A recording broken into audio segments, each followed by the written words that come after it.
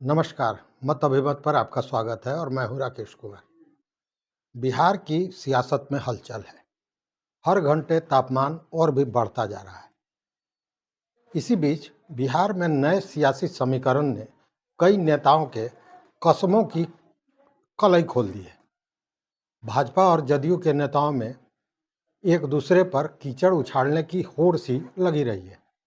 एक दूसरे पर आग उगलते रहे हैं, पर जदयू और भाजपा के शीर्ष पर बैठे दो बड़े नेता किस चेहरे को लेकर जनता के पास जाएंगे, ये हमारे समझ के बाहर है।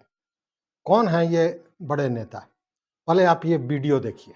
एक बात स्पष्ट कर देता हूं, किसी के कि मन में ये संशय हो कि चुनाव के परिणामों के बाद नीतीश बाबू को फिर से भाजपा एनडीए में लेगी, तो मैं बिहार की जनता को स्पष्ट कह देना चाहता हूं और लल्लन बाबू को भी स्पष्ट कहना चाहता हूं, आप लोगों के लिए भाजपा के दरवाजे हमेशा के लिए बंद हो चुके हैं। मर जाना कबूल है, उनके साथ जाना हमको कभी कबूल नहीं है। यह अच्छी तरह जान लीजिए, समझ लीजिए, सब बोगस बात है। काहे के लिए बोल रहा है? इतना हिम्मत करके फिर मेहनत करके लाला करके हमको किया। अब जदयू और भाजपा जब साथ आ गए हैं, किस मुंह के साथ दोनों जनता के सामने मुंह दिखाएंगे, यह देखना बेहद रोमांचक होगा। इसमें एक है भाजपा के चाणक्य कहे जाने वाले अमित शाह, मोदी सरकार के गृह मंत्री, और दूसरे हैं जदयू के अध्यक्ष और बिहार के महागठबंधन सरकार के मुखिया नीतीश कुमार। इन दोनों की बातों को सुना आपने। अब बताइए, इसके बाद एक दूसरे से गलभैया करने को बेताब दोनों कैसे जनता से नजर मिलाएंगे, ये हम और आप सोच रहे हैं, पर इन नेताओं को कोई फर्क नहीं पड़ता, क्योंकि वर्तमान में नेता का अर्थ बदल गया है। और अगर आप सोचते हैं कि अब राजनीति में लेस मात्र भी ईमानदारी बची है, तो आप गलत हैं। ईमानदारी का दिखावा तो होता है, पर भीतर यह सब खोखला हो गया है। दो और नेताओं की ओर भी ध्यान देना आवश्यक है। इनमें एक है जदयू के पूर्व राष्ट्रीय अध्यक्ष राजीव रंजन उर्फ ललन सिंह, और दूसरे हैं भाजपा के बिहार प्रदेश अध्यक्ष सम्राट चौधरी। एनडीए से नीतीश की जुदाई के बाद ललन सिंह ने पानी पी पी कर भाजपा नेताओं को कोसा, तो सम्राट चौधरी ने नीतीश को सीएम की कुर्सी से बेदखल करने के लिए माथे पर पगड़ी न उतारने की सौगंध खा ली। लेकिन अब बिहार में राजनीतिक परिदृश्य बदल गया है। नीतीश कुमार की पार्टी जदयू ने आरजेडी का साथ छोड़ दिया है। यह दूसरा मौका है जब जदयू ने आरजेडी का साथ छोड़ा है। सबसे पहले 2017 में नीतीश कुमार ने भाजपा से हाथ मिलाकर 2015 में बिहार में बनी महागठबंधन की सरकार को गिरा दिया था। नीतीश ने भाजपा से हाथ मिलाकर सीएम की अपनी कुर्सी बरकरार रखी थी। उनके शपथ ग्रहण की संख्या में सिर्फ इजाफा हुआ था। दूसरी बार नीतीश कुमार ने साल 2022 में आरजेडी से दोबारा हाथ मिला लिया, पर यह दोस्ती भी ज़्यादा टिकाऊ नहीं रही। हाथ मिलाते ही खटपट शुरू हो गई, और अब परिणति यहाँ तक पहुँच गई है कि नीतीश जी ने राजद का साथ छोड़ के फिर एनडीए का दामन थामने का मन बना लिया है। नीतीश कुमार के द्वारा बार बार राजद या भाजपा के साथ आने और छोड़कर चले जाने की घटना एक शोध का विषय है, क्योंकि भारतीय राजनीति के इतिहास में इतनी बार पाला बदलने की घटना हमें तो नहीं मिलती।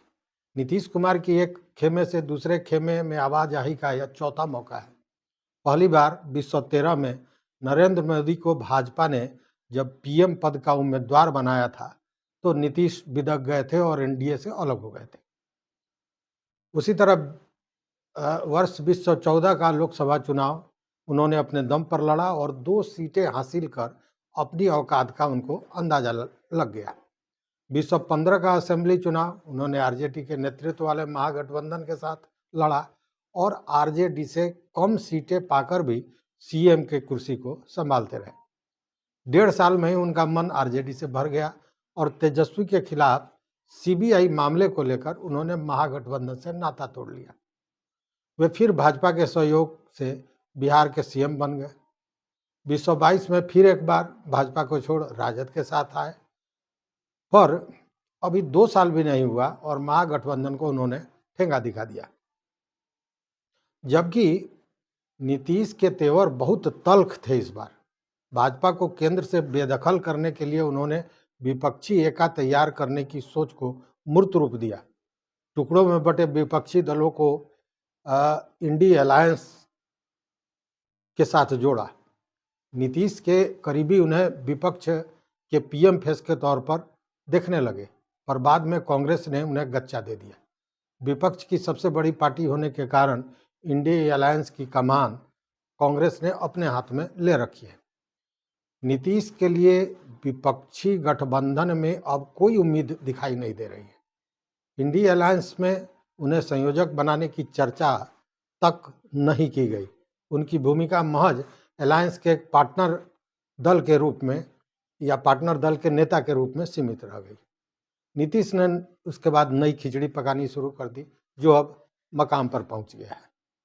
हालांकि बीजेपी ने भी इंडी अलायंस से मुकाबले के लिए अपनी रणनीति बनानी शुरू कर दी है। बीजेपी में जातीय समीकरण को साधने के लिए बीजेपी ने कुशवाहा बिरादरी के सम्राट चौधरी को बिहार का प्रदेश अध्यक्ष बनाया। कुर्मी जाति से आने वाले पूर्व केंद्रीय मंत्री आरसीपी सिंह पहले ही जेडीयू छोड़कर बीजेपी के साथ आ चुके थे। नीतीश कुमार ने आरजेडी के मुस्लिम यादव समीकरण की तरह लौ कुश कुर्मी कुशवाहा, जिसे हम कहते हैं, समीकरण बनाया था। सम्राट चौधरी ने प्रदेश अध्यक्ष का पद संभालते ही नीतीश कुमार को सीएम पद की कुर्सी से हटाने की प्रतिज्ञा ले ली थी। उन्होंने सिर पर पगड़ी धारण कर ली और सौगंध ले लिया कि जब तक नीतीश कुमार को सीएम की कुर्सी से बेदखल नहीं करेंगे तब तक पगड़ी नहीं उतारेंगे। अब सवाल ये उठता है कि नीतीश कुमार तो दोबारा भाजपा के साथ आ गए, योजना तय शर्तों के मुताबिक वे सीएम की कुर्सी भी संभालने वाले हैं। ऐसे में सम्राट चौधरी के संकल्प का क्या होगा? सर पर बोझ अभी रहेगा या पगड़ी खुलेगी? जेडीयू के पूर्व अध्यक्ष और नीतीश के खासम खास सांसद ललन सिंह ने कभी पत्रकारों से कहा था कि नीतीश कुमार भाजपा पर थूकने भी नहीं जाएंगे। उन्होंने यह बात तब कही थी जब नीतीश कुमार की भाजपा से नजदीकियों की चर्चा मीडिया की सुर्खियां बन रही थी। ललन सिंह ने मीडिया को ही लपेटे में ले लिया था और कहा था कि यह सब गोदी मीडिया की उड़ाई हुई अफवाह है। अमित शाह को उन्होंने ऐसी खबरों का निर्देशक बता दिया था, डायरेक्टर करार दिया था। लेकिन अब समीकरण बदल गया है। अब नीतीश कुमार मतलब जेडीयू महागठबंधन को छोड़कर भाजपा के साथ मिल रहे हैं। ऐसी स्थिति में ये सारे नेता जो इस तरह की बयानबाजी और कस्में खाते रहे हैं, वो जनता के पास कैसे जाएंगे? ये बहुत बड़ा प्रश्न है और शोध का विषय भी है कि क्या इनका चरित्र चाल यही है, जो बोलते हैं वो करते नहीं और जो करते हैं वो बोलते नहीं।